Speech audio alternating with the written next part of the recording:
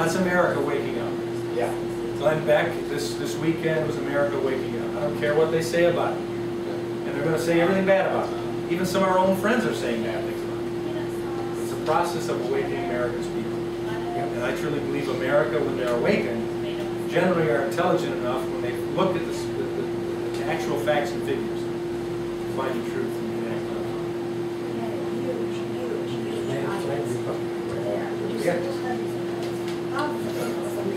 And well behaved. Yes, sir.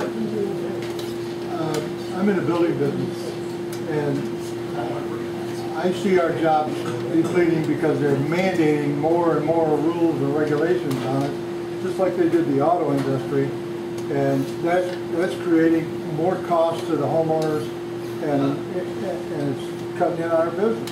I mean, when you've got them coming in and saying, now you've got to have sprinkler systems in every residential home.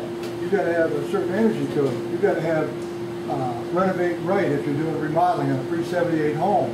All these new rules and regulations cost more money. Yeah. People can't afford to do it now. Right. And you get more and more regulation and less work. Yeah. It doesn't take a rocket science to figure out that what they've done. They've got to turn the clock back a little bit here.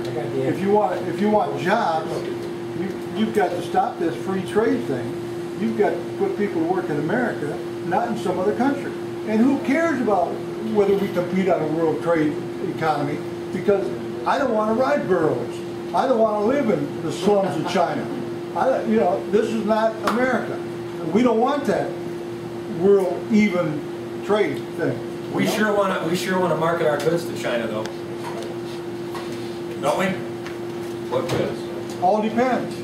We want to sell our stuff. We want to sell our stuff anywhere it goes. Anywhere someone will buy it, we want to sell it. That may be true, but I mean, when you figure you can't compete with a guy over there that sure doesn't have any EPA or no OSHA. Oh, now if you're getting to that, you're absolutely right. And that's what's really producing the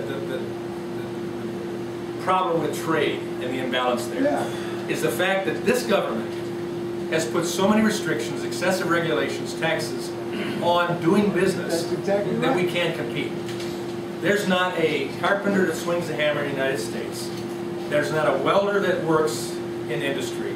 There's not a assembly line worker to speak of in America that can compete with China, India, Korea, you name it, if given a playing field that is at least fair. It doesn't even have to be level. It has to be fair. We can outwork them. We can out-quality them. And we can work longer hours. And we can produce a better product. But when the government puts this hurdle of regulation in the way, puts this hurdle of taxation in the way, puts this hurdle of EPA regulations in the way, that no one else is going to deal with. Because they're an industrial revolution. We didn't do that in our industrial revolution. And we survived very well, thank you. So I say, let's make sure that we have fair trade all over this world. That's why I introduced legislation that was that put in place a trade prosecutor, so that China or Mexico or India violated the trade agreement we had with them. We had a prosecutor that ferreted that out and went to bat for us on it. We don't have one of those now. But in the other process, to reduce the unnecessary cost that makes it difficult for us to compete, there will be, if Nancy Pelosi has her way, and she gets the votes for what's called the hamburger tax, the cheeseburger tax, there will be, under every one of these items, required by law, you will be told the content in there, the nutrition, the calories, the bad fats, so you can make your decision. Can you imagine what that board, where to have to go? It would go down behind the counter out here, you'd stand under it, and most of us say, I don't want that. I just want to order 52 or 10. I mean, that's the type of thing we're getting way of us. We can compete. But we've got regulators that want to regulate us out of competition.